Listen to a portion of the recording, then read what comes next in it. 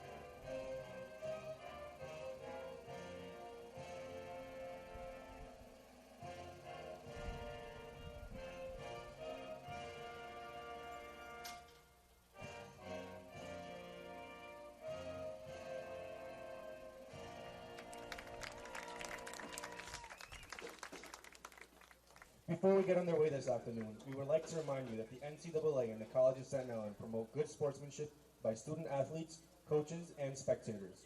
We request your cooperation by supporting the officials. And we are just moments away from the start of this East Coast Conference matchup between the College of Staten Island and Molloy College here on the ECC Network. Starters have been introduced. Our Senior Day celebration has concluded here at the College of Staten Island, and these two ECC teams will do battle in just a few moments. And Nick, as you mentioned during the pregame, the Dolphins have had some issues putting the ball into the back of the net, and that has been reflected on the stat sheet. The Dolphins have been outscored 51-9 so far this season.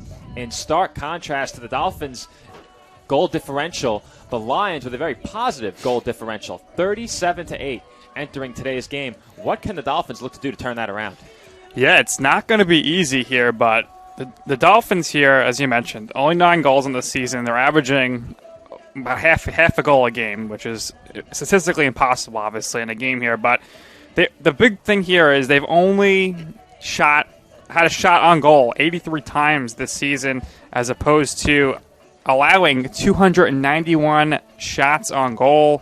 They are only shooting on goal on target about 5 times a game, while they're giving up 18 shots per game on goal. So the more chances you give up, I mean, it's more than likely that some of them are going to go back in the net, despite how good the goaltending play has been this season for the Dolphins. So they need to look to shoot whatever they can. Sometimes they get in the mindset of passing, but like the great Wayne Gretzky said, you miss 100% of the shots you don't take. Not the first time I've heard that this season, as our colleague John Carl Ziegler also used that expression in one of our broadcasts. A very well-dressed man. Very well-dressed man. He once called me a fashionista during one of our broadcasts, and I took that as a very high compliment. But JC is celebrating his birthday today. I doubt he's spending the morning of his birthday listening to our broadcast, but if he is, happy birthday, JC, and we look forward to having you back on come basketball season in a couple of weeks. And we do have, I got a message from another JC, Joe Calabrese, our other colleague. He is watching, so good morning to you, Joe. Thank you for spending the morning watching the broadcast. Thank you to everyone who has tuned in, especially our colleagues, as I know many of them often tuning in. David Pizzuto, a frequent viewer as well, and we hope to have him back on the mic during basketball season, along with Joe Calabrese and John Carl Ziegler as well. And entering basketball season, we may have more voices to bring to you here on CSI Sportsnet than we have in any other season past. Just another reason to tune in on top of NCAA Division II athletic competition with today's matchup about to get started. You see the Dolphins breaking huddle to the right of midfield. CSI wearing their solid white uniforms with Columbia blue lettering and numbers, a vertical Columbia blue stripe on the side of their jerseys as well. Molloy College wearing solid maroon jerseys with white lettering and numbers. And in goal, Ariel Salomon rocking the orange for Halloween. Solomon actually changed numbers, Nick. Our official roster does not reflect that. When in goal, she wears 0. When out on the pitch, she wears 23 at a striker position. And Sarah Villacrest will be the Dolphins' goalkeeper in today's match as we are underway from the College of Staten Island Dolphins and Lions here on the ECC Network. Moving forward with the ball was Fonseca. She sends it across midfield. Two players collide over it. And D'Amico comes away with it for Staten Island. Pelinkovic looking for Solomon. That ball too long. Solomon continues to give chase, but it rolls over the touchline for a Lions goal kick.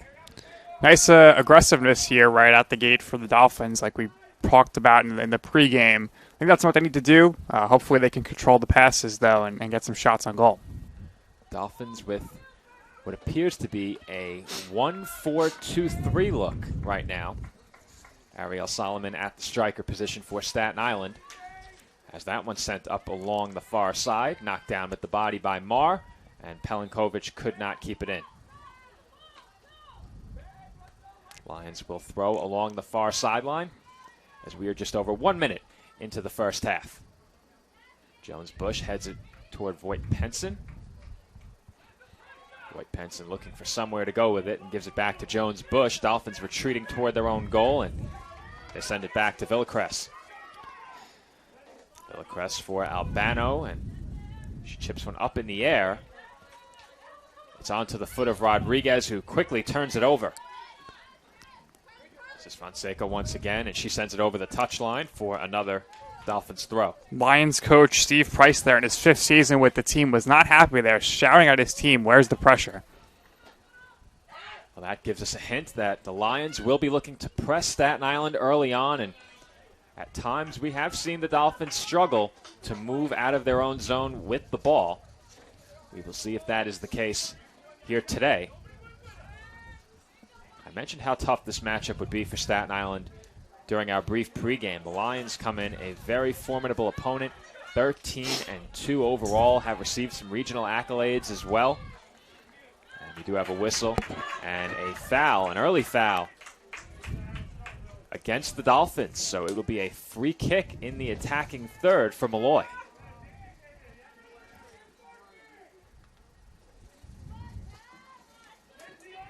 Lined up over the ball is Sarah Tapetto.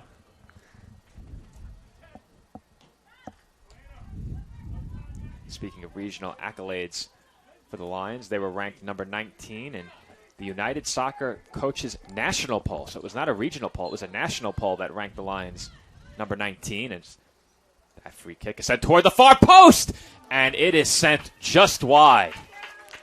Nice job there by the Lions off the free kick to play it into the box there, and just unable to control it there, and it goes a little wide, no goal. I believe that was McCarthy who got the foot on it. I'll have to check the replay on my laptop, but I do believe that was McCarthy who got the foot on it for Molloy. Dolphins will throw deep in their own defensive zone. Albano to take the throw. And it's knocked right back over the touchline, this time by Staten Island. Lions throw, taken into the box. Potch is there working against Marr. And that one sent toward the corner over the touchline, and the Dolphins will concede an early corner kick. We'll see here if the Lions are able to capitalize here. And it's been quite the story all season where the Dolphins are allowing a large number of corner kicks per game. Tepetto to take the corner.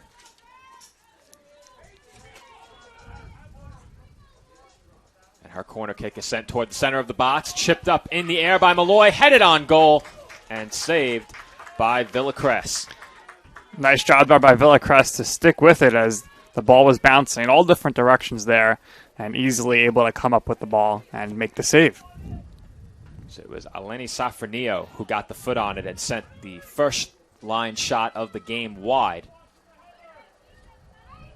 That header on that last shot attempt didn't have much on it.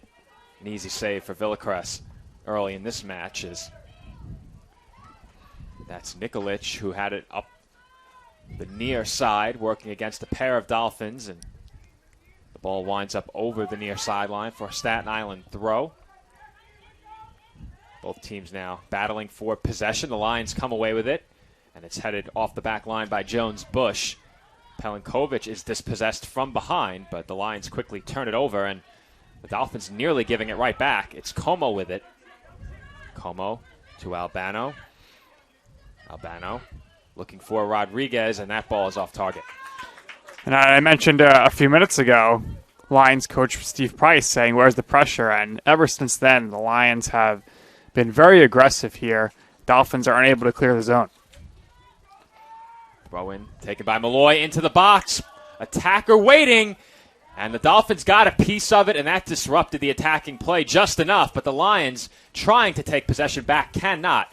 The shot attempted by Potch is wide of the frame and scooped up by Villacrest. Great throw in there by the Lions. You don't see that too often from the sideline straight to the front of the net. Lions just unable to get a good shot off. Rodriguez trying to get a foot on that punt from Villacrest, could not. It's over the near sideline for another Lions throw. Albano waiting for it for Staten Island, heads it over the near sideline. Lions will throw once again. Throw into the attacking third. Closest line is Coogan. Marr trying to keep it away from her, but once again, the Dolphins send it over the near side. Right now, all the Dolphins could do at this point is play preventative defense here and unable to clear the zone, but they are forcing throw-ins. Dolphins would be wise to watch out for the long throw here. We've already seen the Lions throw it into the box once. And it looks like most of the Dolphins are positioned in the penalty area. And that's exactly where this throw is going, as the Dolphins commit a foul in the box, and that is just a mistake by Macy Jones-Bush. It will be an early penalty kick for Molloy as the clock is stopped at 37:58. Jones-Bush commits the foul against Safronio. And now lined up over the ball is Dana Potch to attempt the penalty kick. We've seen Villacrest save one already this season. She will look to keep this game scoreless, as the head official will move some players back off the line at the top of the box. Whistle blows. Here comes the penalty kick from Potch. And Villacrest may have gotten a piece, but it is over her arms and into the back of the net. Villacrest moved in the right direction. We'll take a look at the replay and see if she did get a glove on it. But Villacrest was in good position to make the save.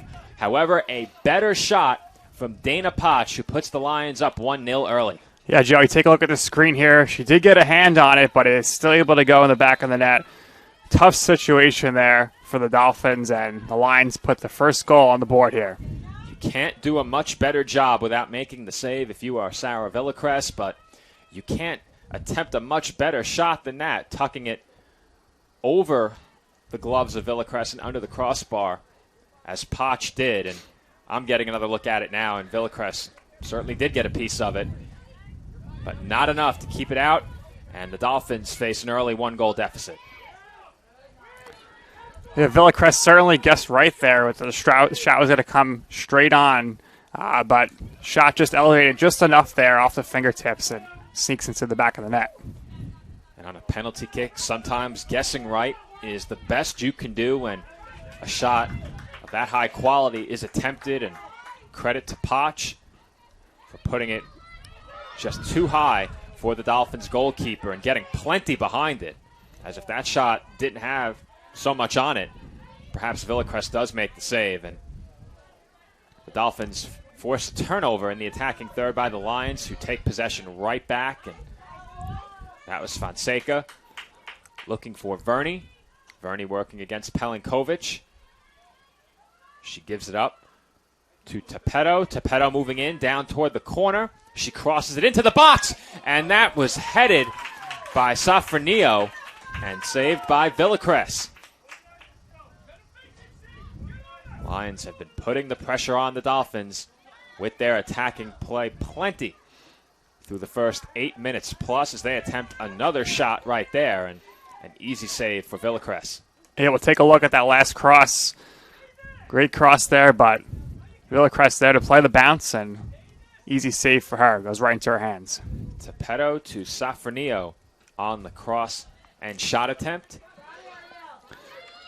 Villacrest already with a pair of saves. Nearly had a third on that penalty kick. But as it stands, Lions lead 1-0, looking for more, as they have dominated possession early on in this match. Yeah, this is the first time in about 15 minutes here that the Dolphins were able to clear the ball to this side of the field, but Lions quickly turning it around, back on the attack now. That one was intended for Verney. It split the Dolphins' defense in the back, but nobody home for Molloy. And Jones-Bush, who committed the foul that led to the penalty kick, has been no stranger to physical play. We've seen her leave a couple of games injured as well, and she's picked up several yellow cards on the season already. And right there, a costly foul to concede the penalty kick as the Dolphins commit the foul. Advantage was in favor of the Lions on that last sequence. Nick, I hate to see it. You're battling the sun right now. Yes, I am. Should have got some tinted windows here in the press box. We did not expect to see the sun shining today here at Dolphins Soccer Park. Rain was in the forecast, but the skies have cleared up, and we're in the midst of a beautiful day here at the College of Staten Island. Absolutely, as you are unzipping your sweatshirt here. We don't have the camera here in the box today, in press box, but it's getting warm with the sun shining on us right now. I was triple layered to begin the morning, and I have a feeling that will not be the case at the conclusion of today's action. Dolphins possessed it in the attacking third, but on the attempted pass ahead, they initially looked to have turned it over, but took possession back for a moment, and the Lions send it back to the midfield stripe, where Albano is waiting. Yeah, Albano for Solomon. With the way the Dolphins are losing on the time possession here, they really need to do all they can here to tie it up early. Better bring some string to tie it up, because the Lions, as we've seen so far, are extremely aggressive, and I'd imagine they would continue to do so throughout the game. Some teams, once they go ahead, they like to sit back a little and play preventative defense, but it doesn't seem like that's going to be the case here for the Lions. I have a feeling that will not be the case for Molloy College. As I mentioned before, they have racked up the goals on the season. 37-8.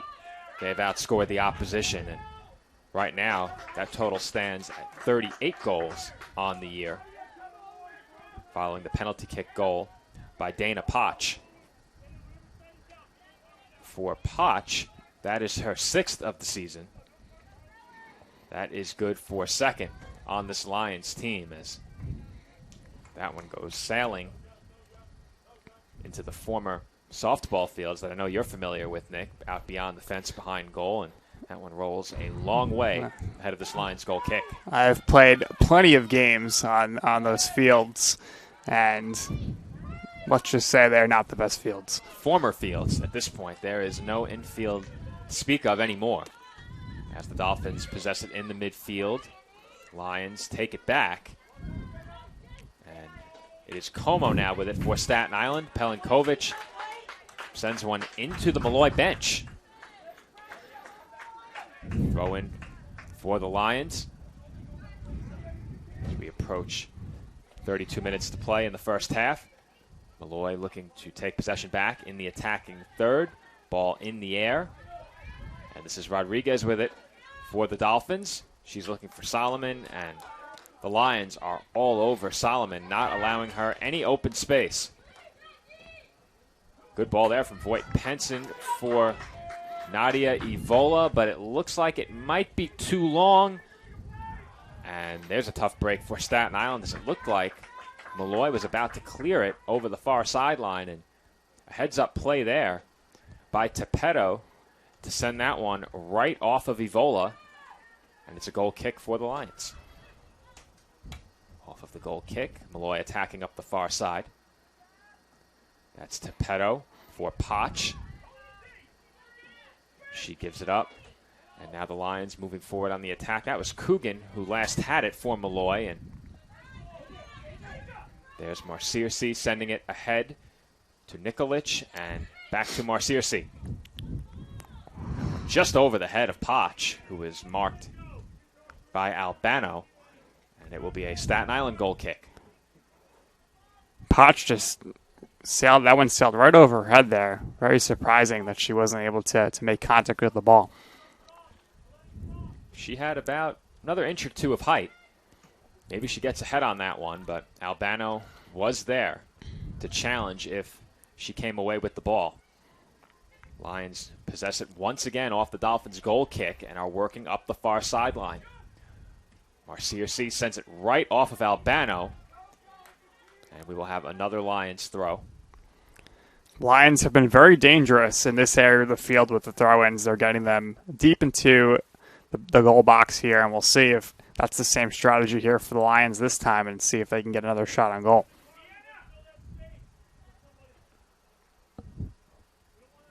Looks like it is going to be another long throw attempt. As you can see, the throw to be attempted by Sarah Tepetto being taken from several strides outside of the boundary. Long throw into the box. Potch makes contact. Headed up in the air by Coogan and wide of goal. Nice job there by the Dolphins to swarm where the ball was coming into. Nice throw by the Lions, but no clear ground there for the Lions to get a shot on goal. That pass attempted toward Colleen Rodriguez, intercepted by the Lions, and here they come on the attack. Nikolic looking to cross, sends it near post, cleared away by Marr. Voight Penson waiting, and taking it away was Marciercy, but her shot is high and into the parking lot. That hit about 3 cars there, Joe. Right over the net, right through the uprights. The field goal is good, but unfortunately for those parked behind the net, their cars may not. I think that was John Tardy trying to throw it over the netting back onto the pitch, and that wasn't happening, though. I think he did trap it between the netting behind goal and the fence. That's a good place for the ball, as the keeper will have quick access to it. And we have another whistle, as it will be a free kick for Molloy. We'll make that a throw-in for Molloy.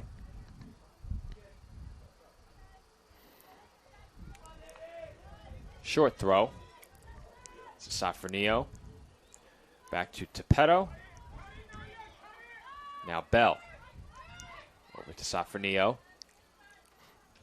She was looking for Nikolic. It's headed away by Pelinkovic, and the Dolphins have possession. Rodriguez turns it over, and Fonseca is met by Como, who knocks it over the near side. Dolphins to throw. The throw by Pelinkovic for Evola, and Evola took a shot. Looks like a knee to the ribs, and you can see her grimace after that. Yeah, Vola, some definite contact there. You saw her grimacing right on the contact there. You wonder if that impacts her at all moving forward here to run. Early in the season, Evola was sporting a knee brace. Has since ditched the knee brace and appears to be 100% out there following that knee to the ribs. And now moving up the far sideline is Verney. Jones-Bush with an aggressive challenge takes possession back for Staten Island. Dolphins looking to move toward midfield.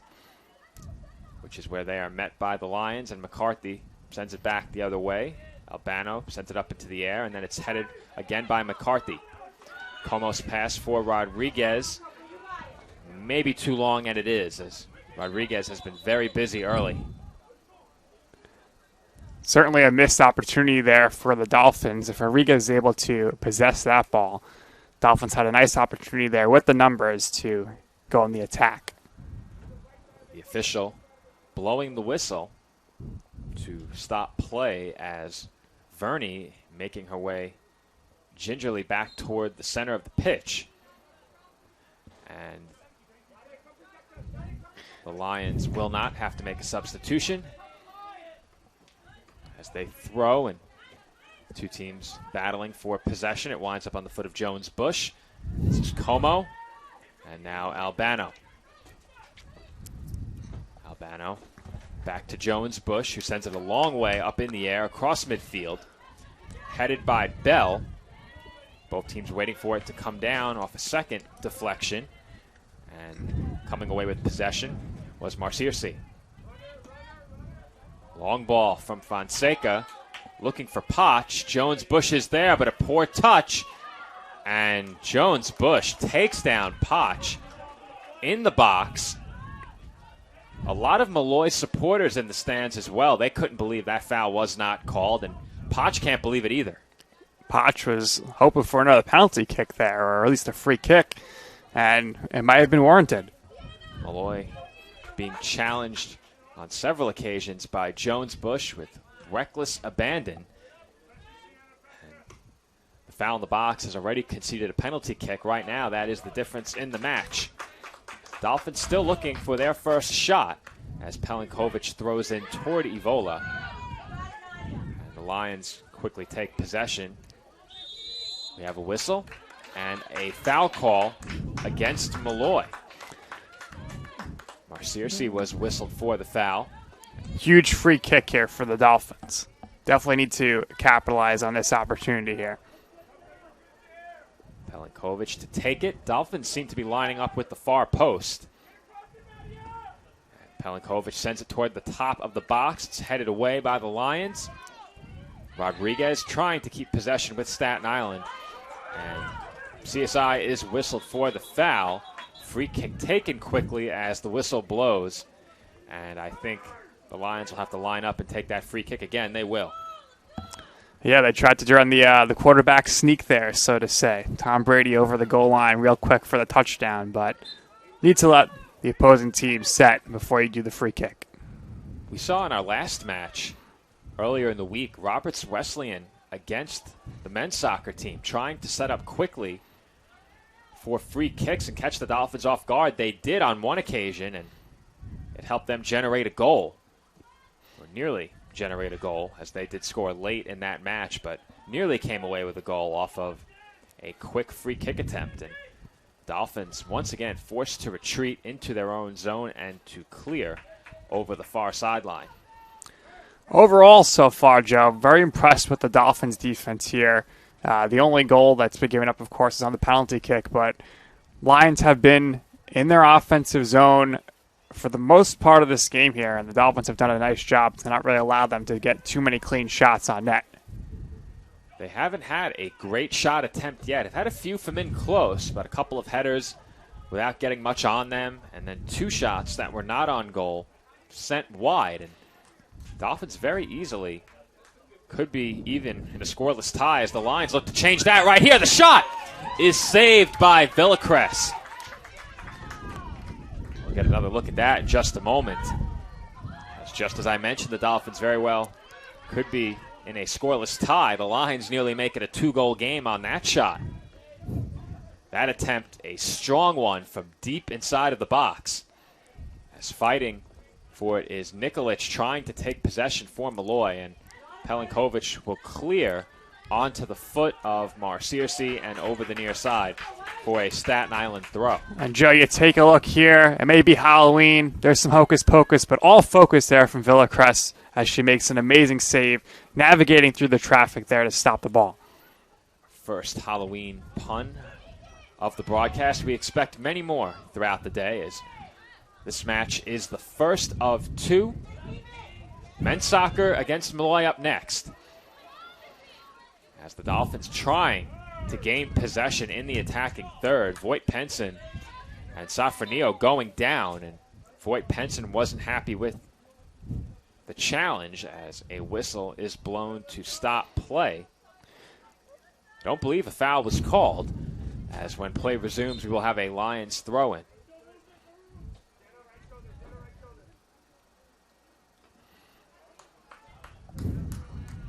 Off of the throw, the Lions have it. And pass intercepted by D'Amico. She's moving forward into the attacking third, and that is sent away back across midfield. Yeah, right now, Jackie Carty for the Lions has had quite an easy go of it. Hasn't really had to move around too much. And it's interesting that her goalie kit is very similar to the Dolphins' colors. Not the first time we've seen a kit that closely resembles the Staten Island colorway from an opposition team this season. Don't remember which game it was, but we had another kit that looked an awful lot like one of our Dolphins home kits. Yeah, if you took her kit and you put on some pink pants, it would essentially be the Dolphins baseball uniform. If you don't get the reference, back in the spring we had a broadcast where baseball was celebrating Mother's Day, and the Dolphins went with a pink jersey, and I think it was Columbia blue pants. Very unique uniform combination, to say the least, but those have become notorious here amongst Sportsnet crew. Free kick for the Lions to be taken just shy of midfield. And they are barely able to keep it in. In fact, they were not able to keep the ball in play, as the Dolphins will throw along the near side. Lucky break here for the Dolphins, and looks like we're going to have our first substitution here for the Dolphins. Natalie Benitez checks in for Staten Island. Colleen Rodriguez comes off.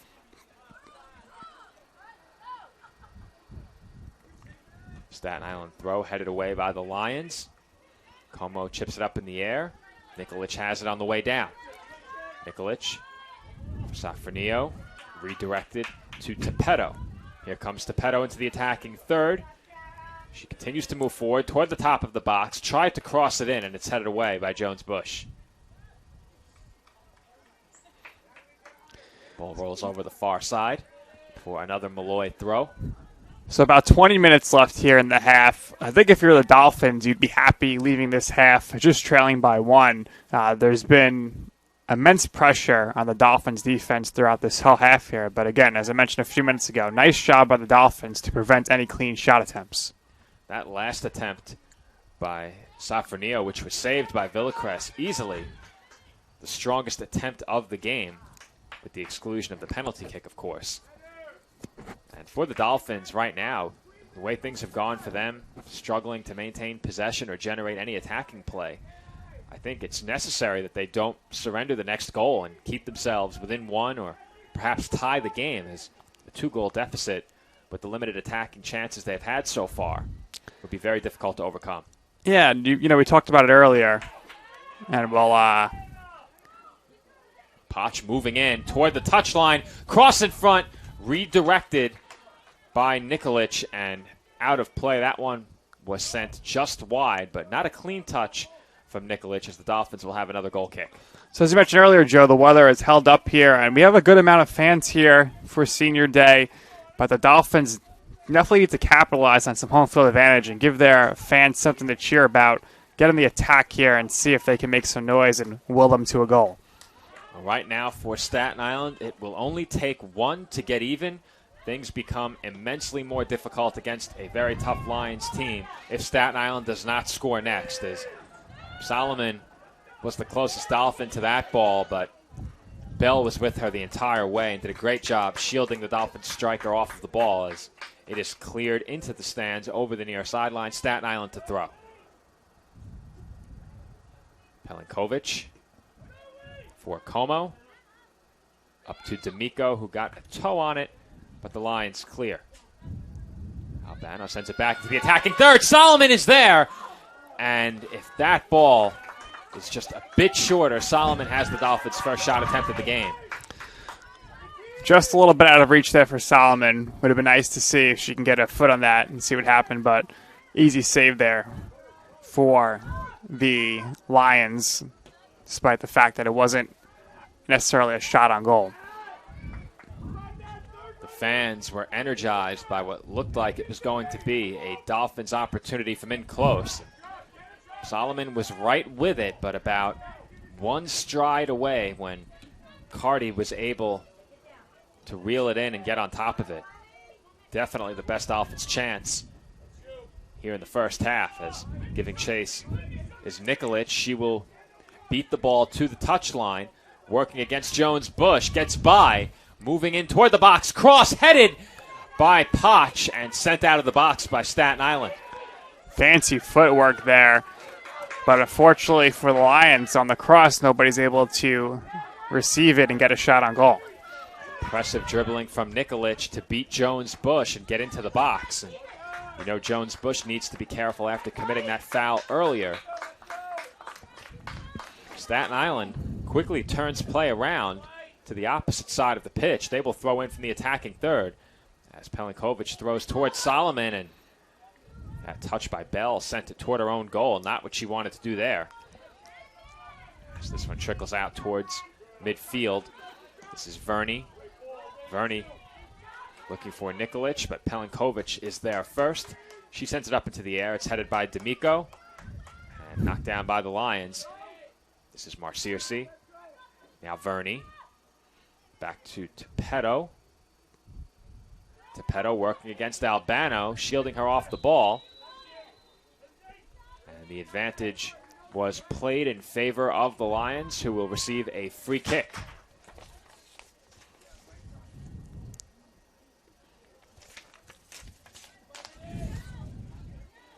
Sofia Espada and Isabella Castro getting ready to sub in here for the Dolphins in the next whistle. Free kick to be taken by Sarah Tepetto as the clock ticks down inside of 15:20 to go in half number one. Dolphins with a three-player wall a couple of yards out from the box. Here comes the free kick, and that wall is able to block it.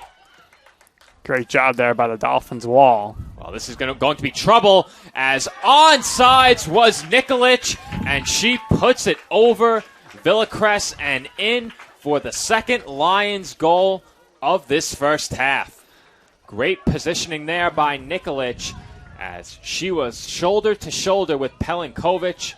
I'm not sure Masada believed that Nikolic was onsides, and a quality shot, bending that ball over Villacrest and underneath the crossbar for the second Lions goal. Yeah, you get a full look of that there from the free kick on. Dolphins did a nice job there to block it with the wall, but redirects right back to the Lions player who plays it in the box, and a nice job there by the Lions to capitalize on the free kick and get the goal.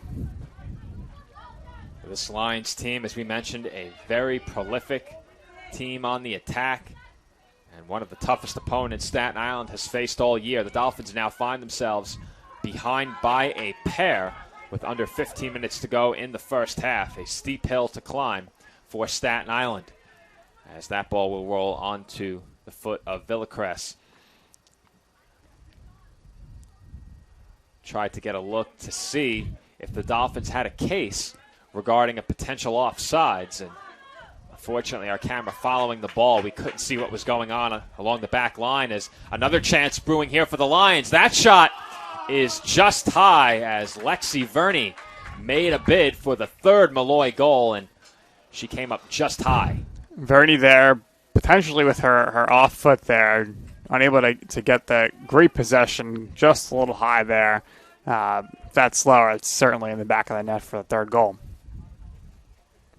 I got one more look at the previous Lions goal on the replay, and once again, impossible to tell if Molloy was onside. Not much of a protest from the Dolphins, as that is sent toward Espada, who, as you mentioned, Nick, just checked in.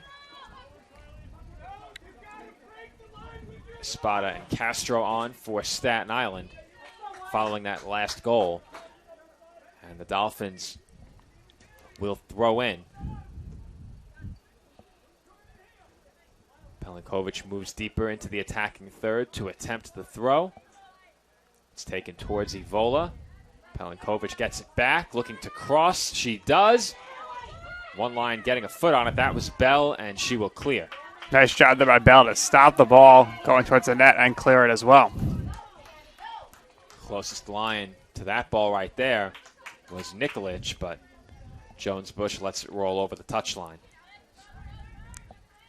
This is Como for Pelinkovich, and it's deflected as Pelinkovich looked to send it up the pitch. She might try again here, but she faces a challenge from Nikolic, and Dolphins trying to regroup and send this one away. Pelinkovich does, as McCarthy is giving chase, pursued by Benitez. Benitez able to keep it in, and now a pair of Dolphins challenging. Espada and Benitez chasing this one down into the corner. Dolphins wanted a throw. They do not get it, but they will here. Great job by Benitez there to apply the pressure on the Lions and ultimately ends up forcing the throw-in. Throw taken toward Pelinkovich. She's into the box, but she sends it over the touchline as she was challenged by a pair of Lions entering the box. Goal kick for Molloy upcoming. Looks like we're going to have the referees huddling here on the near sideline. Well, there was a stoppage, and I missed it. As you said it, Nick, the referees conferring along the near sideline. Now speaking with Dolphins head coach Brendan Guzman. Play does resume. The clock is not running. Play does not resume as the Lions are, again, trying to go with the sneak attack here, but there's no referee even in the vicinity to allow them to kick the ball, so not sure what's going on here. Not sure what Carty was thinking. Actually, I'm not sure Carty was the one who took the goal kick. It may have been Fonseca. I wasn't looking as I was trying to get an idea of what was going on along the Dolphins sideline with the head official conferring with Brendan Guzman. Both sides appear satisfied as that one is sent up toward the back line of the Lions. Evola was nearby, and the Lions let that one roll to their keeper. Carty rolls it up ahead to Fonseca. Fonseca sends it out toward midfield. It's redirected there by Potch for Coogan, and Jones-Bush will clear for Staten Island. Benitez and Evola in the area, and the Dolphins will throw. Just over 11 to play in the half. Pelinkovich will throw for Staten Island. She's looking for Benitez, who tries to turn and meet this ball down around the corner. No whistle, as going down on the play was McCarthy. The whistle blows, and the Dolphins may have been awarded a free kick along the near side. That's correct, Joe. It is going to be about as close to the sideline as you can get. So a big opportunity here for Staten Island on the free kick. Evola will take it. Interesting technique here on the wall by the Lions. Gripping arms. Looks like they're trying to protect the near post as Evola sends it far post and just over the crossbar. Good idea there by Evola.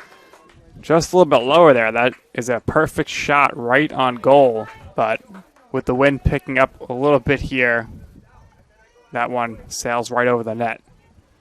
A good effort there by Evola, as the wind may have carried that one as well. And I say just about every broadcast, the wind usually a factor here at the College of Staten Island. Fortunately today, not too much so, as the Lions moving forward on the attack with Verney sending it toward the middle of the pitch.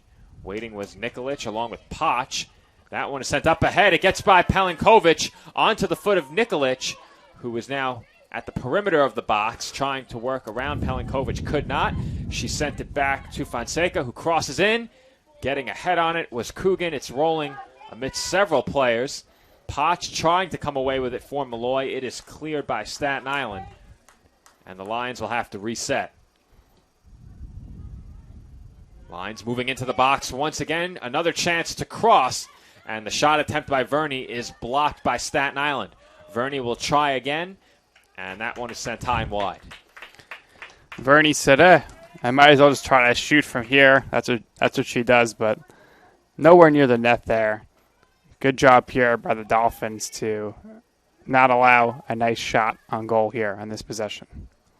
Jones-Bush looking to send the ball to midfield, and the Dolphins do come away with it after the Lions got the first touch initially. Here comes Benitez. Down goes a Lion, and the foul will go against Benitez. So Benitez with a bit of a stiff arm there as she took down Lindsay McCarthy, but the Lions do receive the whistle and the free kick. Benitez there using an NFL move with the stiff arm. Almost got away with it there, and unfortunately for her, she does get called for the foul. Free kick taken by Molloy, sent toward the near side. Fonseca has it. She sends it up ahead to Potch. Potch being pursued by Marr. Looks to send play toward the far sideline, and it is intercepted by Espada, but that pass intercepted by Potch, and here come the Lions once again. And a good challenge there. Clean tackle from Castro to dispossess Potch, who is now tying her shoe. As Tepetto is working against Jones-Bush. Tepetto beats her marker. Espada comes over to help, and the cross attempt is knocked away by Staten Island. Second cross attempt, headed up in the air by Staten Island. Potch pursuing along the touchline, trying to keep it in, and the whistle does blow. So it seems like we're going to get a corner kick here, Joe. Oh, it's being waved off, and now it's going to be a goal kick. The head official looked like he overruled the lines judge, and if that is the case, it will be a Dolphins goal kick upcoming. Inside of 7 minutes to play in the first half, Lions leading 2-0 as the Dolphins have managed to score a couple of goals late in halves or late in an overtime period this year. We've seen that more than once already here at home, and they'll be looking to do so once again. The Lions, I'm sure, happy right where they are with a 2-goal lead. Good move there by Evola to avoid the challenge, but Nikolic pursuing the play from behind dispossesses Evola, and now Molloy looking to take it across midfield on the attack. Nikolic stumbled and has to send it back to the back line. Ball now with Coogan. Coogan moving forward into the attacking third. Not facing much resistance here as the Dolphins a bit relaxed defensively, trying to cut off any passing lanes rather than challenging the dribbler. And the Lions will throw in once again following that clearance. Fonseca looking for somewhere to throw, and Pelinkovic cuts off that lane quickly, but cannot take possession. This is Verney. Verney with some room, might be looking to shoot. She does, and it is high. Well, we saw it before in the last time they were down here. Verney's just looking to shoot right now, and she might as well. She had some space there, so she takes the shot, but just wide of the net. Dolphins do possess it right now along the far sideline. This is Castro. Castro for D'Amico. D'Amico back to Marr. Marr up to Evola, who redirects nicely for Como. Como chips it up ahead toward Benitez, but once again, Sabrina Bell is there waiting. And Benitez almost able to keep it in and take possession, but fortunately for the Lions, they're able to send it away as now Nikolic chasing this one up the pitch, and Jones-Bush will clear. 4.5 minutes here in the half. Lions still in the attack, and I'd imagine they'd be happy, of course, with going into the half up 2, but it looks like they're going to try all they can here to go ahead with a 3-goal lead into halftime. I mentioned the strong record of the Lions coming in, but haven't had many games where they've really blown out the opposition. The Dolphins hoping to avoid falling victim to that result here today, as once again, this is Verney working along the perimeter of the box. She is dispossessed, and the Dolphins moving forward on the attack. Whistle blows, and it is a foul against Molloy.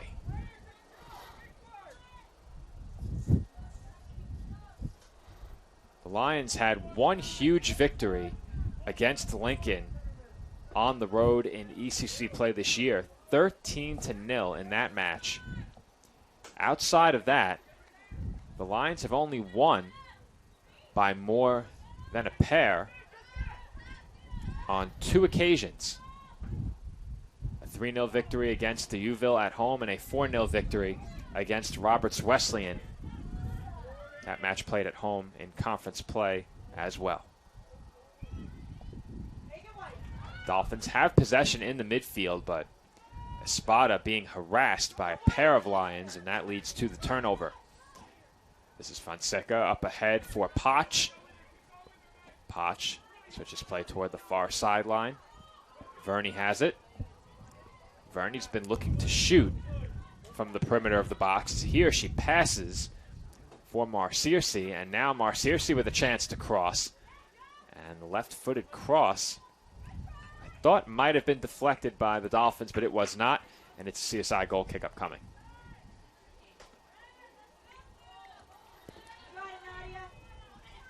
Evola working against Fonseca here, both trying to gain possession, and it is sent into the air over the touchline.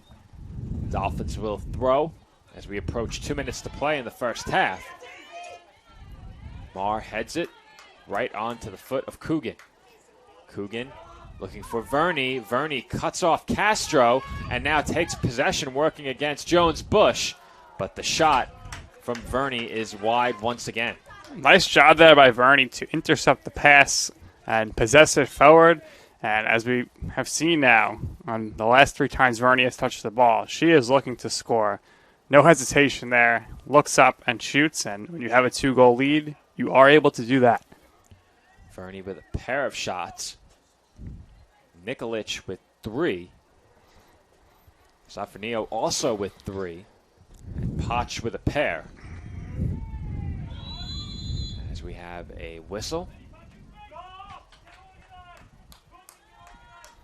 The foul was called against the Lions. 1:14 to go in the first half. Dolphins hoping to generate a late scoring chance as Evola with a pinpoint pass on the heel kick. Dolphins now throwing in just under a minute to play in the half as the Lions send that one up into the air. Evola for Voight Penson, and Voight Penson sends it over the near sideline. Under a minute here to go, so we'll likely go into the half here with the 2-0 score. And if you're the Lions, you're certainly happy with that. The Dolphins, you almost have to feel like maybe you escaped here, something much more colossal, as the story usually is here. As of late, the Dolphins are losing big time on time possession and spending a lot of the time in the defensive zone. I'm not sure how many games we've covered this year where the Dolphins did not manage a shot through the first half. This might be the first time. I'd have to take a look back at the stats, but the Dolphins without a shot attempt in half number 1, and we will head into the break with CSI trailing 2-0 in this East Coast Conference soccer matchup. When we come back, half number 2 between the Dolphins and Lions. Be sure to rejoin us here on the other side of this break on the ECC Network.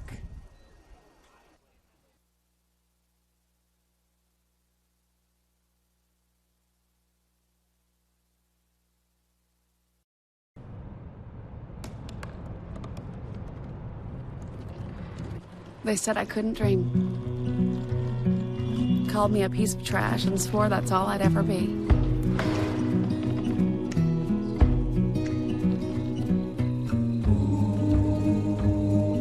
Said a bottle couldn't see the ocean.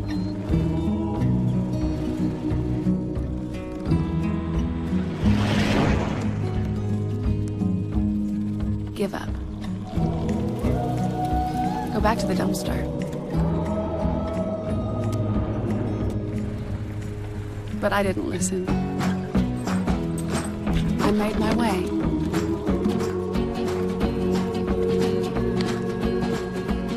And now, I am what I've always wanted to be.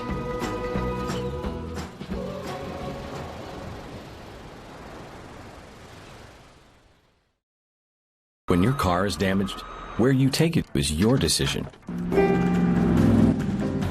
But insurance companies would like you to think otherwise. While they may have a lot of pull, it may not always be in the best interest of your car. Your car will be fixed right and on time. What insurance company can argue with that? Call Dependable Auto Body at 718-447-4898. Hi, Meals on Wheels. I'm Marco. I'm a college student, and I volunteer as a driver for Meals on Wheels.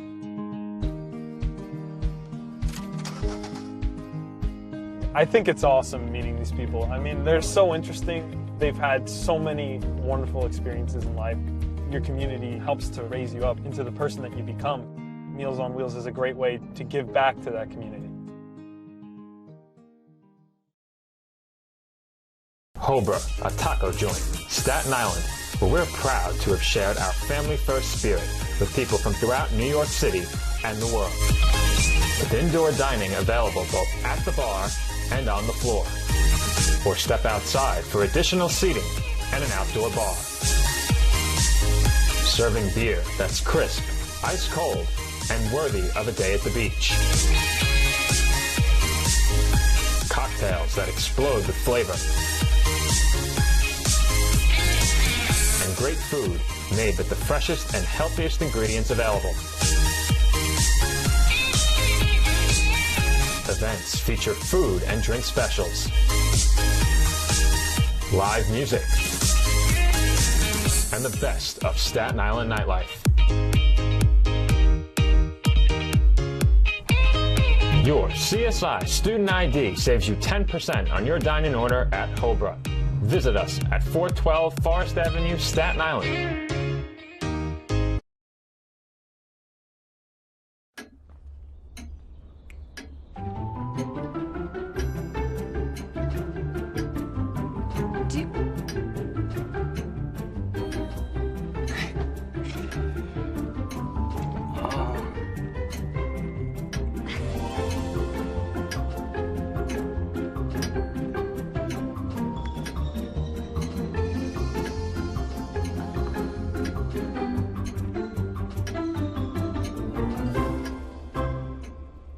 Listen, you're my friend. I noticed you haven't really been yourself recently.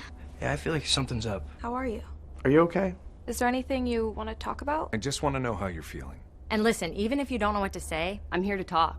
No matter what you're going through, I just want you to know I'm here. I've got your back. When you want to talk, I'm here.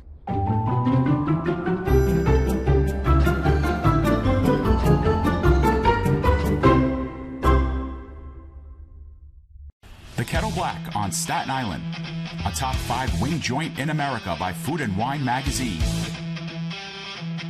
Serving daily lunch and dinner at the bar or on the floor. Perfect for family and group parties with top shelf drink and delicious food. From great times with good friends. Live sports and watch parties. To Staten Island's hottest nightlife. The Kettle Black features live music and DJs weekly. The Kettle Black features daily and nightly food and drink specials. The best Staten Island has to offer is at the Kettle Black. We'll see you there at the Kettle Black, located on 415 Forest Avenue, Staten Island. And welcome back to East Coast Conference NCAA Division II women's soccer coverage on the ECC Network. Joe Foreman rejoining you alongside Nick Durst as we get set to begin the second half of today's conference matchup between the Molloy College Lions and the College of Staten Island Dolphins. And Nick, we have some rowdy fans in attendance here. Joe, the college over here. I mean, this is just, the campus is ruckus right now, and the Lions fans are just going absolutely insane here, trying to pump up the crowd. And, you know, there might be more fans here of the Lions than the Dolphins, but the Dolphins fans are battling back here, trying to show them who has the true home field advantage. You know, it's kind of like, right now it's almost feeling like a Jets home game, but they're playing the Patriots. A very vocal contingent supporting Molloy College here at CSI this afternoon. But as you said, Nick, Dolphins fans to our right, answering right back. The Lions fans are seated behind their team's bench, which is on the left side of your screen. The Dolphins fans seated behind the Dolphins bench on the right side. In half number 2, Staten Island will be attacking left to right and Molloy right to left. The Lions do possess it first to open the second half, and they're working the ball along their back line. Dolphins with a bit of a press early on in half number 2. CSI with a turnover at midfield. Lions may have a chance here. Potch comes away with that pass. A good touch to kill that ball, and she moves toward the perimeter of the box. Cross into the middle, and a shot by Verney is by Villacrest. The Lions wasting no time, extending their lead to 3 to open up the second half.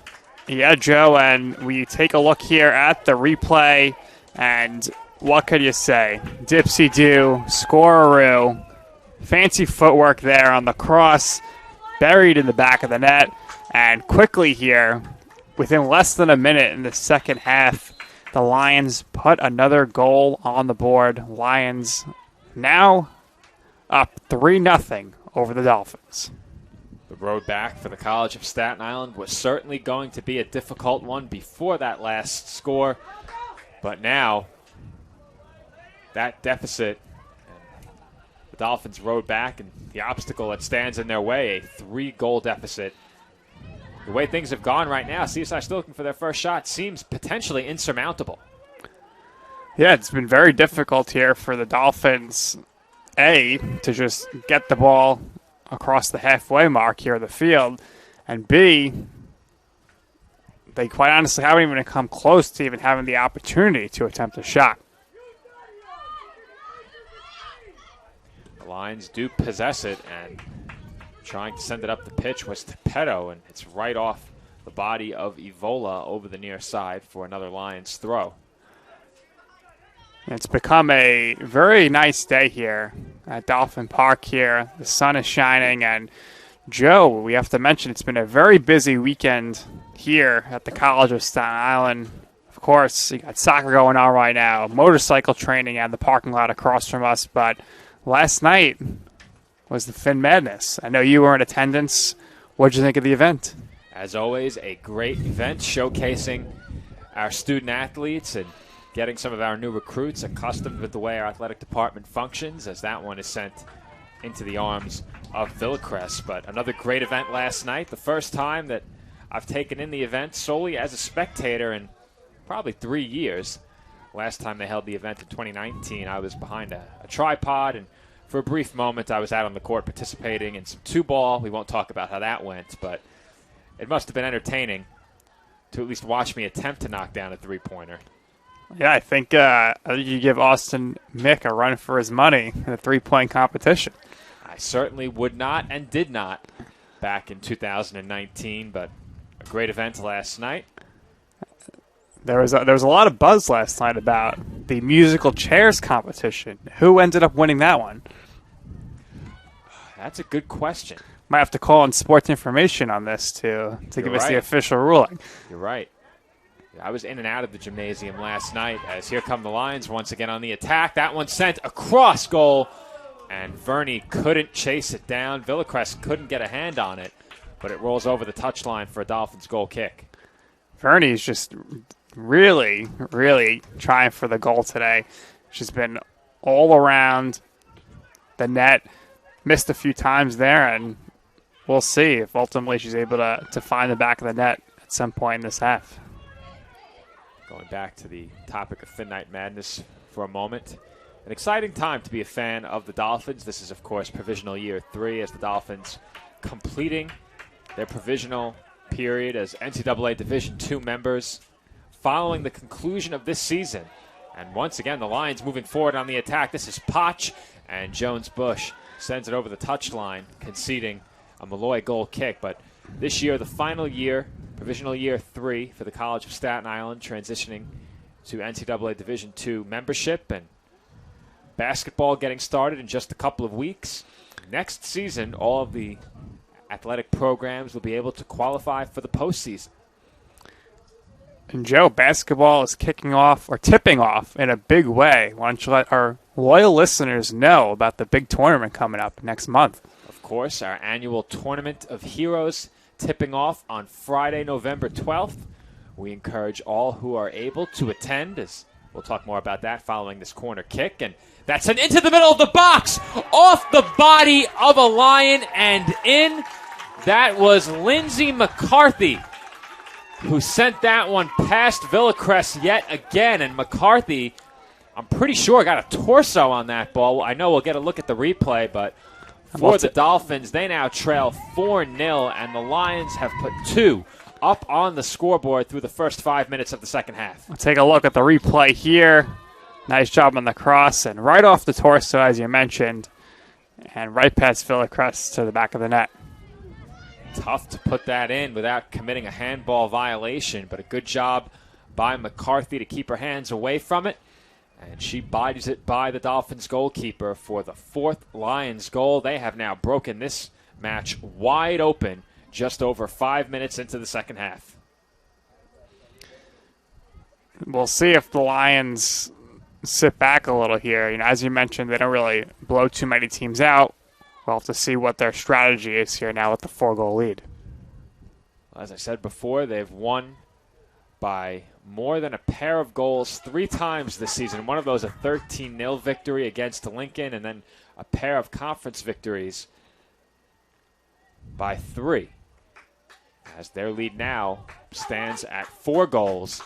College of Staten Island struggling to mount any sort of attacking play as they will send Colleen Rodriguez back out onto the pitch. But as we were talking about prior to that goal, the Tournament of Heroes tips off on Friday, November 12th, an annual event here at the College of Staten Island. And that event typically taking place late in December ahead of New Year's, but the Dolphins moving it up to serve as a sort of tip-off tournament this season. And that tournament will tip off on Friday, November 12th. Yeah, and the tournament tips off on a Fin Friday. What are the chances of that, Joe? Fin Friday, as I do believe the tournament has gotten underway on a Friday each and every year, but of course if you follow our CSI Dolphins social media accounts, specifically Instagram, you will see that on many Fridays we've had a Fin Friday video posted. They've sort of gained a cult following here in the booth.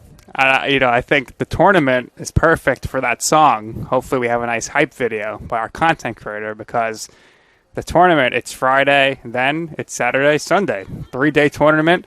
And if you're a basketball fan, we encourage you to come down and check it out, because it's going to be some great hoops action. Women's basketball also hosting a tournament that same weekend. So the Tournament of Heroes will tip off on Friday. Then on Saturday, it will conclude. But Saturday will also tip off a women's basketball tournament.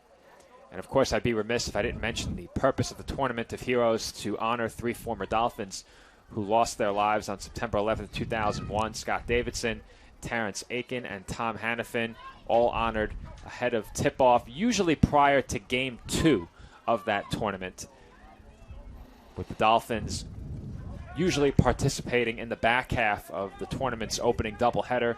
In between games, we honor that trio of former Dolphins who lost their lives on 9/11. And I have to mention, of course, that that is the reason we assemble for the Tournament of Heroes each and every year, and the reason we will do so during the opening weekend for the CSI men's basketball team once again in 2021. Yeah, absolutely, Joe. It's always a great tournament, great memorial, and you personally always do a great job reading off the pregame speech there to honor them. It is my privilege to do so. I'm not sure if I'll be doing that once again this season. We will see.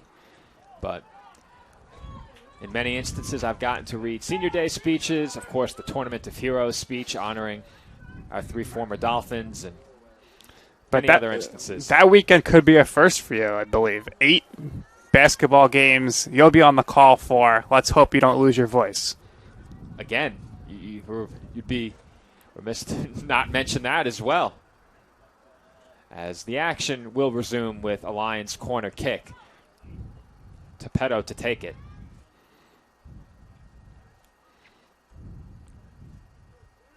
That one is sent near post and behind the net, so the Dolphins will have a goal kick upcoming. Women's soccer, as I mentioned during the pregame, only one match left on the schedule. That match will be played 1 week from today here at home against Bridgeport as part of another doubleheader, and a pair of substitutions coming onto the pitch for Molloy, as Natalia Piotrowski checks in along with Joanna Grassa. Yeah, they'll replace, I believe it's Sir Lindsay McCarthy come off, and Sienna Nikolokic comes off as well. Lions do possess it off of a throw as Albano with a shove to Aaron Fogarty. The head official will have a word with Albano. Things are certainly getting a bit chippy out there. Not as chippy as our last men's soccer broadcast yet. The yellow cards being shown one after the other without ceasing in that match. 8 yellow cards issued. At one point, the Dolphins had 6 players on the pitch out of 11 who were playing with a yellow card. As that free kick was taken into the box, and getting ahead on it was Safranio, but it's sent over the touchline for another Dolphins goal kick. And I'm not sure if you heard, Nick, but ahead of that last men's soccer match, Dolphins captain Daniel Angulo had received a pair of yellows in the Dolphins' previous match, so he needed to serve a suspension, as he had now accrued 5 yellow cards on the year. But with that pair of yellows, he also was issued a red card, so he is missing 3 out of the Dolphins' remaining 4 matches. That, of course, 3 out of 4 ahead of the last CSI match. He missed Wednesday's meeting with Roberts Wrestling and will miss today's match with Molloy, and will also miss the Dolphins' match coming up later this week. Men's soccer with 2 matches left after today's meeting with the Lions. CSI's next game will be on Thursday at 3 p.m. here at home against Caldwell University. Definitely rough there, and something for us to keep an eye on later today at 2 p.m. Still right here on the ACC network. Make sure you're tuned in for that game. Also, with Angulo, Daniel Angulo that is, out of the lineup, Leandro Angulo was wearing the captain's armband in men's soccer's last match, as the Dolphins may have a chance here. Benitez bearing down on Fonseca, but getting on top of it was Carty. But as I was saying, Leandro Angulo was wearing the captain's armband for men's soccer in their last match. Angulo was issued a yellow card. That was his 5th. So now he is out for today's match against Molloy. Definitely not ideal for the Dolphins there. And those are 2 key players. No relation, by the way, but it's definitely going to be a tall task ahead of them without both of them. It is going to be tough for Staten Island this afternoon against a strong opponent in the Molloy College Lions. And with that last whistle, a pair of Dolphin substitutions as Sofia Espada and Goret Komuhendo check in for Staten Island. Castro throws in for the Dolphins, and immediately the Lions take possession. That was Verney looking for Grassa. Grassa did come away with it. Works past Pelinkovic, tries to cross, and it is cleared by Jones-Bush. Pelinkovic heads one out toward the far sideline, but once again the Lions take possession. This is Fogarty. Fogarty looked to shoot it. It was blocked, and that one's chipped up in the air well wide. Taking a look at the upcoming schedule, as I mentioned, men's soccer on Thursday against Caldwell University at 3 p.m. Of course, we can't forget about today's match against Molloy. That's coming up next here on the ECC Network at 2 p.m., an approximate start time of 2 p.m. anyway, as it doesn't appear we are headed for overtime in this match. So if this result stands and this match comes to an end in regulation, you would figure that men's soccer would start perhaps a bit earlier than 2 p.m. We'll see as we tick under 31 minutes remaining in the second half, putting us on track for a conclusion to this match shy of 1 o'clock. So the men could easily get started well ahead of that 2 p.m. scheduled kickoff. We shall see there as the Lions bench is almost taken out there by the wild kick. It's going to be a Dolphins throw-in. Joe, the field actually held up very well. We had some heavy rain last night and really throughout the whole week here in Staten Island, but no signs of any issues here with the field. Perhaps to our surprise, it turned out to be a beautiful day here at the College of Staten Island as we had rain in the forecast. Of course, heavy rains last night. And the Dolphins head one toward their own goal. Here comes Potch, but Villacrest gets there first. And as I was saying, heavy rain overnight, but you said it, Nick. The pitch has held up extremely well, and I think we've had some cool weather here this morning, but the wind also helping to dry things off a bit. Yeah, and the sun has been pretty strong here for the past half hour, I would say, so certainly helping out as well. No humidity in the air either. Certainly benefits the players out there on the pitch, especially those who spend the entire 90 minutes in the match. As we've had some good fall weather here this morning and expect to have more good weather throughout the rest of the afternoon for men's soccer as well. And yes. And we're glad the weather held up so that our very own Sean Fitzpatrick was able to get on the roof today and operate the camera. He's doing a great job so far this morning and now this afternoon. I'm not sure that Sean is thrilled to be up there on the roof, but that is the unfortunate situation he finds himself in as the camera operator. As long as you feed Sean, he's a happy guy. We did get his food order in, so Sean will not be operating the camera hungry. Hopefully that means he will not cut off the video feed toward the end of our stream as down goes Rodriguez, out comes the yellow card, and Natalia Piotrowski is issued the yellow. So free kick upcoming for the Dolphins, and we'll see if Staten Island can generate their first shot. We'll see here what happens here, but Joe, I think it's vital for the Dolphins moving forward here. I know there's only a minimal amount of games left, but they need to at least get a shot on goal here before this game ends. That one sent into the box, bodied away by the Lions, and there it is. That should go down as the first shot. We'll check out the official score, but maybe I spoke it into existence there, Joe. Maybe, as I'm still waiting for it. It goes up there on it the is. Scoreboard, and we have our first Staten Island shot of the game with about 23 and a half minutes to go in the second half as we may have shot number 2. Komuhendo is taken out by Carty. We'll see if we get a yellow card here. Well, the question is that a denial of a breakaway and a penalty kick? As Komuhendo red card went down, it is a red card issued to the Lions keeper. The Molloy bench cannot believe it, as head coach Steve Price is in disgust here. And we'll see what happens here, Joe, because they obviously are going to have to get another goalkeeper in here.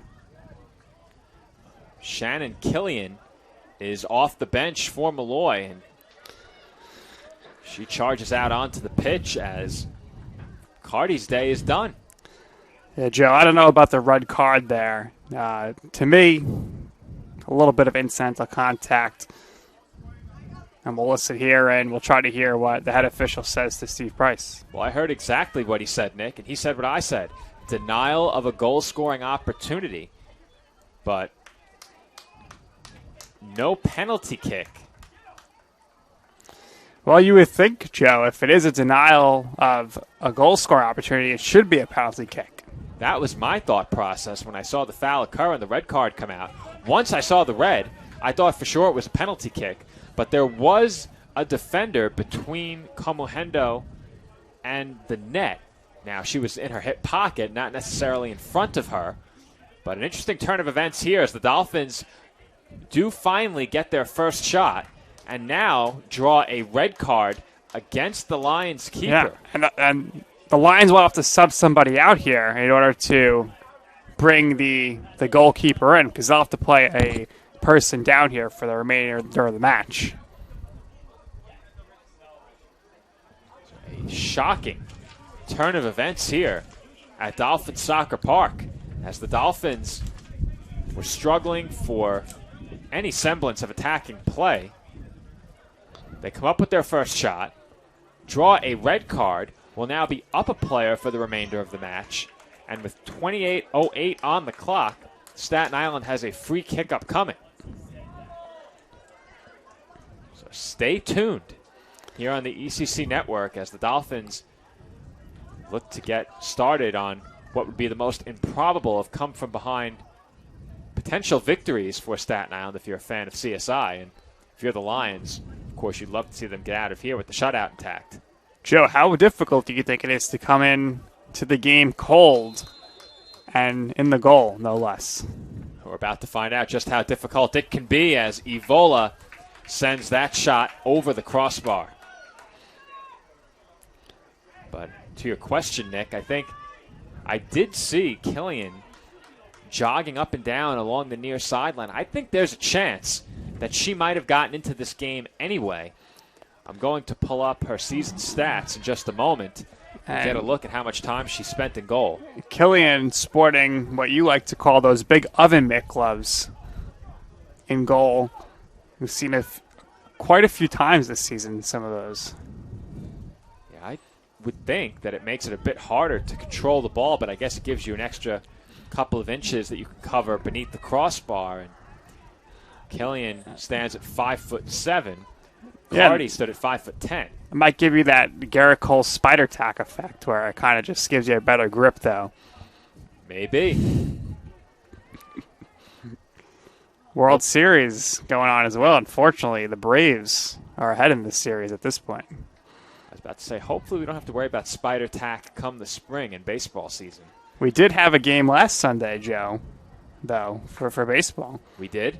We had a private stream as we were training some new on-air talent and engineers. It went very well, and you can look forward to hearing from some of those new faces come basketball, perhaps in the spring during baseball and softball.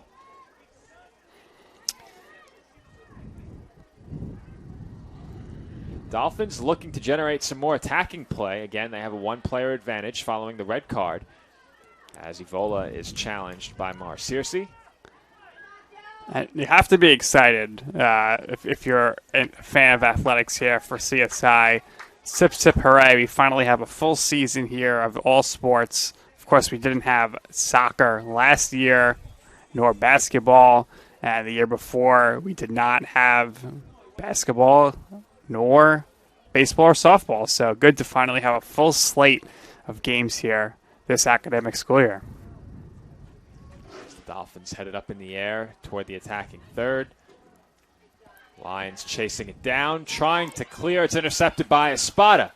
Espada was looking for Jones-Bush, and the Lions are able to get it back, but the Dolphins swarming around Sarah Tepetto, and Staten Island sends it over the near sideline.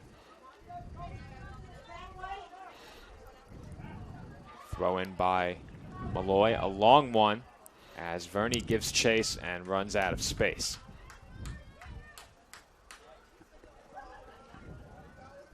Goal kick for Staten Island.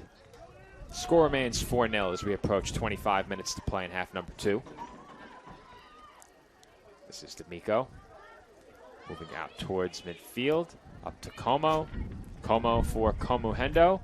And Jones-Bush wasn't ready for the ball from Komuhendo, but Jones-Bush takes it away.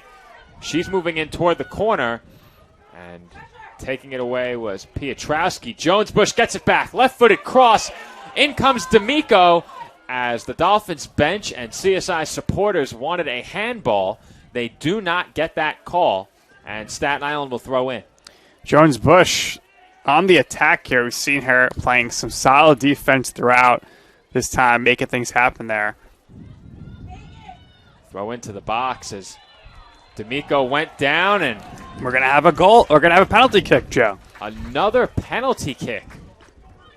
Not often we see 2 penalty kicks in the same match, but how big is this if you're the Dolphins, both for morale and for any hopes they have of making this a game again? D'Amico will attempt the penalty kick. And Shannon Killian now in goal for the Lions, looking to keep it out. And that one is off the post, off the back of Killian, and saved. Ooh, Joe, the iron is brutal there. Unreal. Almost goes in, but the iron is unkind. Off the post, but not into the goal. An incredibly tough break for Jacqueline D'Amico and the Dolphins as they had a chance to get onto the scoreboard for the first time today, and almost a perfect shot by D'Amico, but it catches the inside of the post, as you mentioned, nearly bounced off of the post. We'll take a look at it here. And in. Right off the right post, off Killian's leg, but she's able to dive on top of it and keep the shutout intact here. There's a long throw once again by the Lions, and the Dolphins looking to shield the Molloy attackers off the ball, and Marr sends it off of Nikolic. As we did have a Lions substitution. It looks like we unfortunately don't have a ball runner there, as someone had to go pretty far there to get that ball. Well, that would be a lot of staffing if we had ball runners behind the goal as well. Typically we have a ball tucked behind the net between the fence and the netting. Not sure we still had that ball as we lost one to the softball fields earlier. Now, to our right, Joe, across the field, we have someone taking photos today. Not sure who's that from. It's somebody sitting in a chair, but hey, if you can get those seats literally on the field, that great is view. actually someone that contacted our SID contact, Joe Masho. By the way, Joe, great job counting down at the end of the first half from 10. Excellent job on the PA there. Impeccable timing. Can't hear us. Clock is working very well. As we have a Dolphin substitution, it will be Solomon for Komohendo. And we did have a line substitution, as I mentioned. I'm trying to find out who that was that checked in at that last whistle. Not having any luck, though. I'll have to check the official stats. So for everybody who is hanging on to your words here, Joe, how did that photographer come about? Well, for those who were wondering, reached out to our SID contact, Joe Masha, requesting that he be allowed some access to the field to get some photos for his portfolio. And he was approved for that on-field access. So there he is along the far sideline. Very nice by this sports information contact here, Joe Masha, to allow him. And it's a great view. I wonder how his photos will turn out. No better seats in the house by my estimation. I believe he's got a young kid with him and perhaps his wife. It's definitely some good seats, that's for sure. So I was mentioning before that I was uncertain of how long Shannon Killian has been on the pitch this year. Ahead of this match, she'd only played 45 minutes, so she got in to the second half of that game against Lincoln. That was a 13-0 Lions victory, as I spoke about earlier. So for Killian, only getting out onto the pitch for the second time this year, has already faced a free kick that sailed just over the crossbar, awfully close to a shot on goal, and then was tasked with saving a penalty kick, got some help from the iron, and was able to get on top of it before it bounced off of her leg and in. So Killian, I would assume by the time this match is over, will have 90 minutes under her belt this season and will look to stay perfect through her 90 minutes in goal. As once again, Jones Bush is involved in a physical play, and she is shown the yellow card. Now, early in the game, she committed the foul in the box, did not receive a yellow. Had she been issued the yellow card there, her day would be done.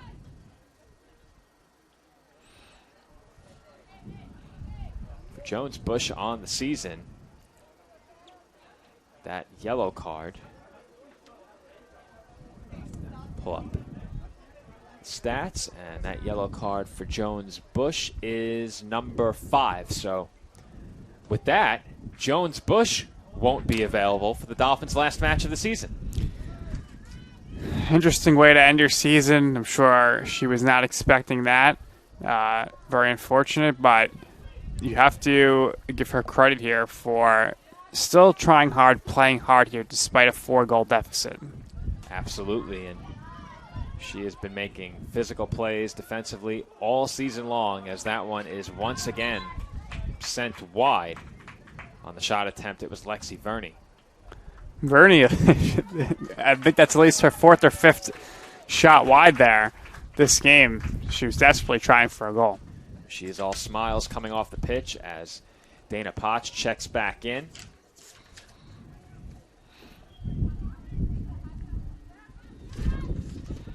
Dolphins have it, working it east to west along the back line.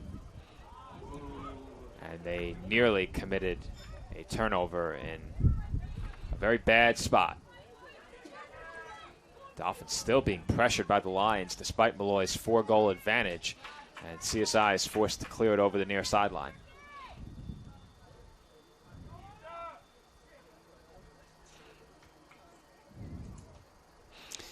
And now, Joe, we see another soccer game potentially kicking off soon, just to our left on the former site of the recreational softball fields. That says a lot, as you're able to play soccer on top of those former softball fields now. Shot taken by Nikolic is wide. Dolphins will have another goal kick. And Joe, it's just good to see that a lot of activity going on the campus today. Of course, 18 months ago, the campus was shut down, so it's good to see we're coming around on this, and a lot of activities going on, and it's great for not only the student athletes here, but young amateur youth athletes as well to be able to come in here and play.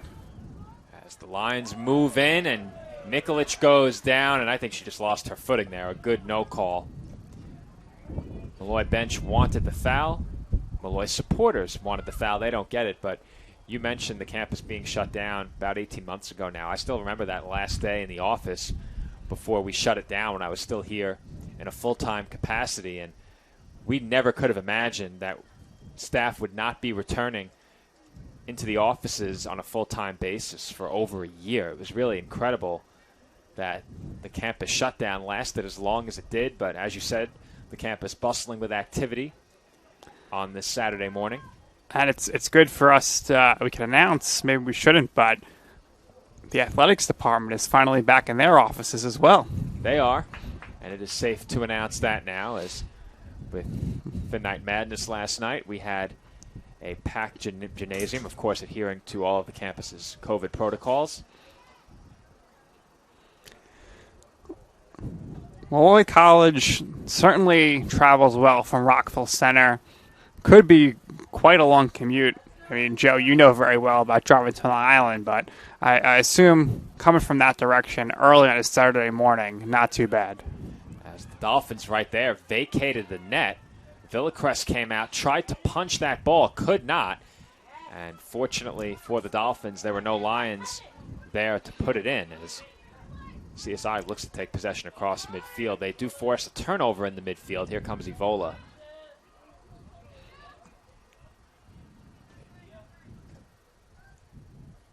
Ball cleared over the near sideline. Lions will throw it in.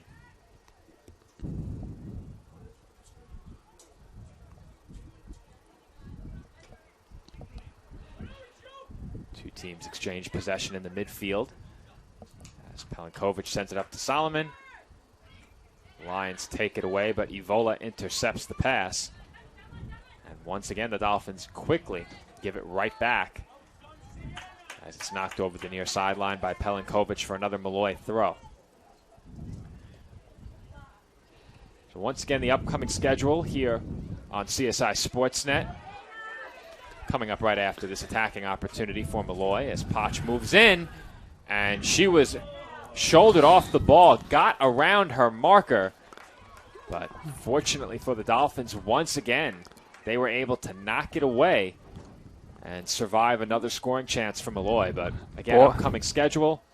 On Thursday, men's soccer takes on Caldwell University. We'll have that right here on the ECC network.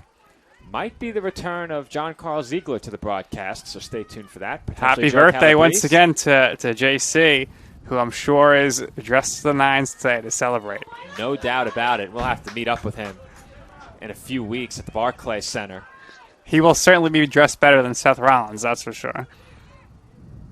For those wrestling fans, Nick and I, along with Joe Calabrese, our fellow colleague here on Sportsnet, will be attending Survivor Series at Barclays Center, a WWE event. And JC will be seated ringside, so hopefully he can find the time to come up and meet us on the 100 level. The question is going to be, what podcast will you listen to on the drive to the Clays?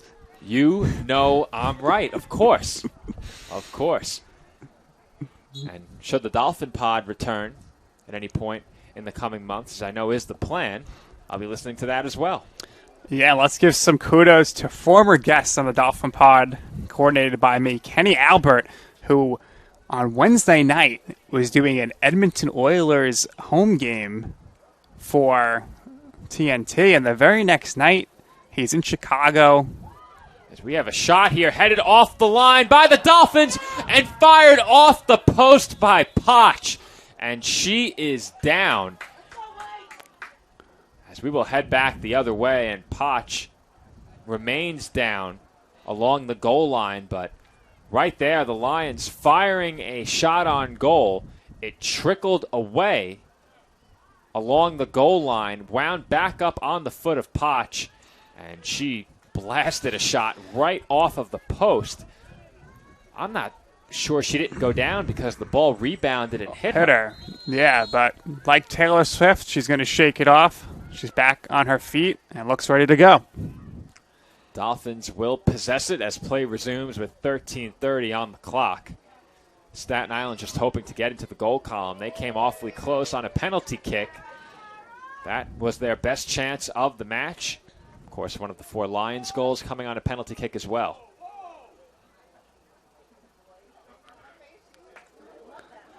To CSI's credit, they have certainly not given up and have not rolled over late in this match, despite 2 more goals up on the scoreboard for Molloy in the second half. The Dolphins have continued to play hard.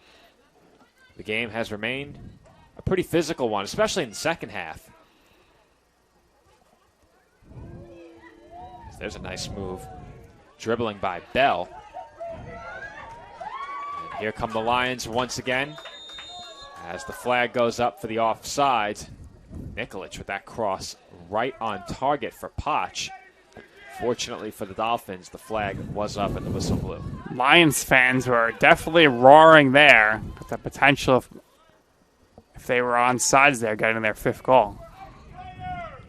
The appetites of these Lions supporters not satisfied. They are hungry for more goals. Lions and Tigers and Bears. Oh, my. Not sure where the Dolphins fit into that equation, but right now their deficit is 4, and we have a foul call. 12 minutes left here in the second half. So I just got to look at a replay on that last line shot attempt, and I think Potch may have taken a headbutt from a Dolphin. She got sandwiched between 2 players. Marr and her own teammate, Joanna Grassa, both charging into her full speed, and unfortunately Potch got caught in the middle of it. Here's the free kick on target, and Villacrest making like a return man on a punt there, snagging that one out of midair. Of course, tomorrow, NFL Sunday, always something I look forward to each week. Certainly looking forward to the Bengals taking on the Jets tomorrow. See if Joe Burrow and the Bengals can remain the 1 seed and stay ahead of your Las Vegas Raiders in the standings. Looking forward to that game, and I will be behind. Well, actually, I won't be behind the Jets because I took Cincinnati. So let's go Bengals. And next week, you and Dave Pizzuto will be at MetLife Stadium. Is that correct? That is correct. Giants taking on the Raiders. Dave, a Giants fan. As you mentioned, I am a Raiders fan, so second time Dave and I will be utilizing his season tickets to attend a game together. Last time it was a Jets-Giants game, which the Jets won. And Dave's Giants taking on the Kansas City Chiefs on Monday Night Football. And we'll see who ends up on the Manning cast. I would suggest that they have on Michael Strahan. We shall see, as now that Manning simulcast of the game is available through the NFL app on Monday nights. I'm not sure that was there all season long, but it was on Monday. So, Joe, if we had a Dolphins simulcast, who do you think would be hosting that? I would say the one and only Mike Babusky, no doubt. of course. For sure. It would have to be the OGs, Babusky and Pizzuto, if we were to do such a thing. We'll see if we can work that out at some point. We get a secondary stream on the good old CSI Sportsnet YouTube channel. The days of streaming to the YouTube channel seem to be over, as we are now fully a part of the ECC network, which now hosts all of our Sportsnet broadcasts.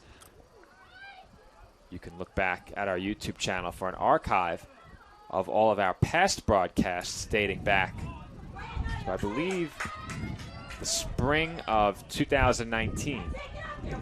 Though I'm not sure we hosted a baseball or a softball game here that season. Baseball did play on the road. Softball never got started, so I don't believe we have any broadcasts from the spring 2019. So it would be winter 2019, 2020. So spring 2020, there are no broadcasts. We have some winter of 2020 broadcasts archived. That includes swimming and diving and basketball. As the clock is stopped at 8:48, we had a foul call against the Dolphins, and Natalie Benitez is shown the yellow card.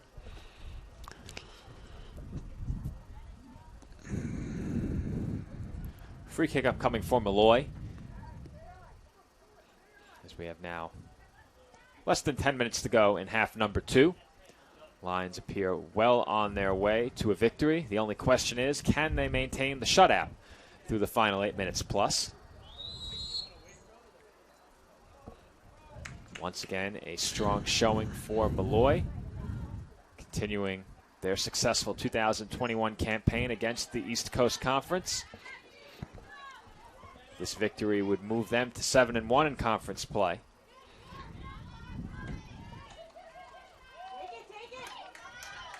Dolphins on the attack as Pelinkovic sent it into the box looking for Benitez. It was cleared away by the Lions. That one headed toward the corner of the box. And Tepetto goes down. Foul called against the Dolphins once again. So 8 minutes left here, Joe. If you are the Dolphins, what are you trying to accomplish here heading towards the end? Well, as I said before, Nick, the Dolphins continue to play hard, and if you're head coach Brendan Guzman or a supporter of this Dolphins team, you love to see that, but eventually they need to start seeing some tangible results out on the pitch in terms of goals. Now, first come the goals, and then come the victories, and right now the Dolphins have a 0 up in the goal column. So if you're Staten Island, especially with a player advantage, you'd love to try and get up on the scoreboard again, as Potch appears determined to do that herself. And that one is saved by Villacrest. Could she keep it out? No.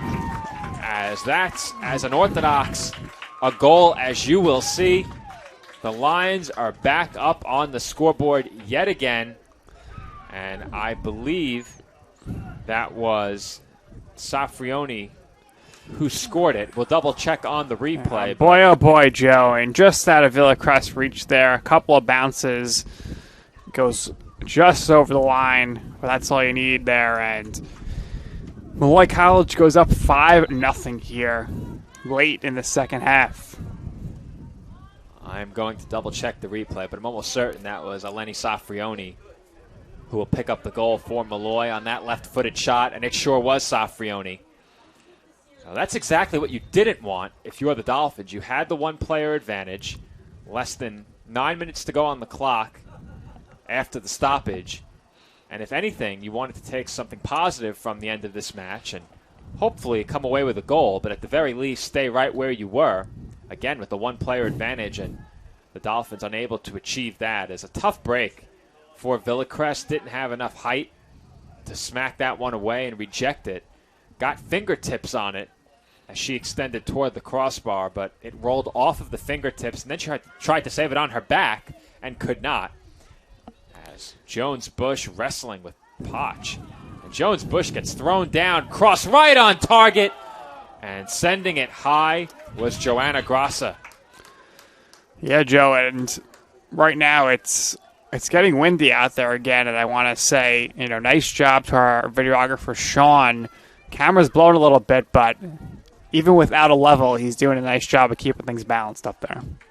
Great job, as always, by Sean Fitzpatrick. Sometimes a bit tardy arriving here on campus. Right. And we're not talking about the men's soccer coach. No, we aren't. Sean was about 30 minutes late today. Fortunately, that left him enough time to get situated ahead of the pregame. And we got to give a shout-out to one of our coworkers here who set up the camera for him today. And Ryan Lehman, of course, former men's soccer player, setting up the camera for us and also relieving me on public address following the Senior Day presentation. Ryan introducing the starters as I return to the call here on Sportsnet. Ryan also serving as our statistician for today's games. He's wearing many hats today. Though I'm sure he would much rather be out there on the pitch with some of his former teammates. As Lehman, a senior who graduated following 2019 season. Lions looking for more on the attack here. And that shot is into the back of the net by the outstretched arm of Villacrest yet again. And the Lions continuing to pour it on through the final 10 minutes. They have added 2 more goals to their lead. And with the goal is Alessandra Borsellino. Now, Borsellino added to the list of Lions who have found the back of the net in this match. And with that goal, I believe we have 6 different Lions who have found the back of the net in this one. It's Borsellino, Safranio, Bell, Verney, and Nikolic, who have all scored for Molloy, and taken down on that play was Tepetto. Yeah, the Lions are certainly giving their fans in the stands pumpkin to talk about here, and no replay on that, unfortunately. Our cameraman did miss that goal. Did he? He was not there quite. It was a wide-angle shot, so we'll give him a break. I'm not sure we can give anyone a break for missing a goal, and I just commended the great job that Sean has been doing on camera, and then you drop that on me, Nick. I'm not sure that's a forgivable offense. Well, we'll take a quick look here at Sean's camera work. So for Verney, who scored earlier in the match, the goal was her 11th. For Safrioni, her goal was her 2nd. For Borsellino, that goal was her 1st. Sabrina Bell scored her 2nd, and Sienna Nikolic scored her 3rd. So those are the 5 goal scorers, or I should say 6 goal scorers for the Lions. Though on the official stats, I only have 5 goals listed. That's interesting. I'll have to check with our friends across the way in the sports information booth. Well, goal number 1 is not reflected on the live stats, as this one's sent into the box. And goal number 1 was the penalty kick. That could be why, but I would think that still shows as a goal. Anyway, it was Potch who scored the penalty kick to open the scoring in this match, and for Potch, that goal was her 6th.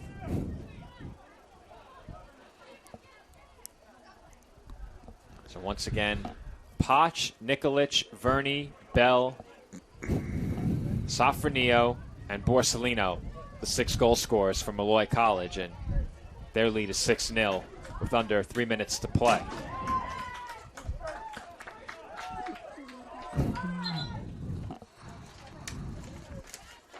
Alyssa Miranda will check in for Molloy, and she gets a nice round of applause, as does Sarah Tepetto exiting the pitch. Yes, Carly Fonseca's parents here are definitely making their voices be heard here at the end of the game from Molloy College. No doubt about it. As once again, the Lions with a chance on the attack, and their closest attacker appears to be wearing number 20. And listen to this round of applause from Mirando following a physical challenge of Pelinkovic.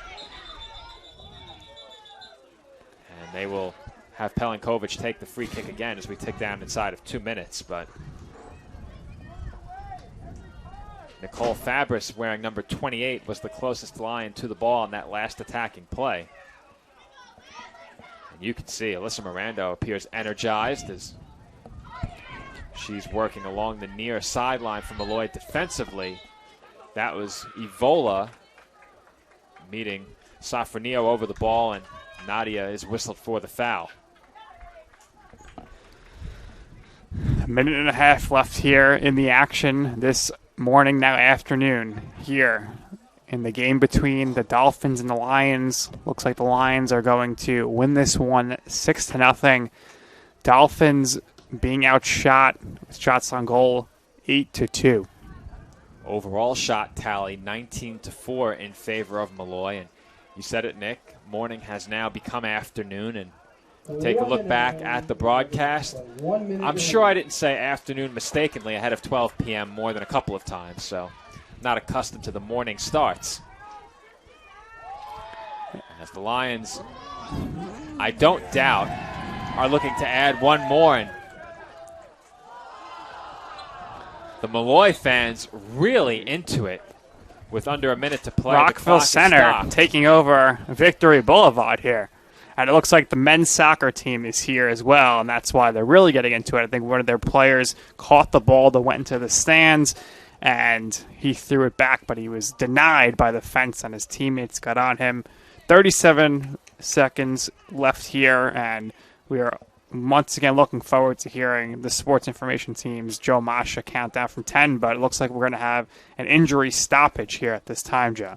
Well, it's Jones Bush who is down, injured. The clock stopped at 37.4. And going back to that attempted throw by the Molloy soccer player, I'm not sure his teammates will trust him with a throw-in in the next match after that one, as he sent that one straight into the fence. Yes, and the Lady Lions here have done a great job with the throw-ins today, as we've seen some pretty deep throws into the attack. Looks like we're going to be okay here on the injury front as well. So Jones Bush will leave the pitch, and this is the third time that she has left the game injured this season. The Lions will throw, as it was, I believe, Laura Surratt checking in for the College of Staten Island for the final 37 seconds in place of Jones Bush.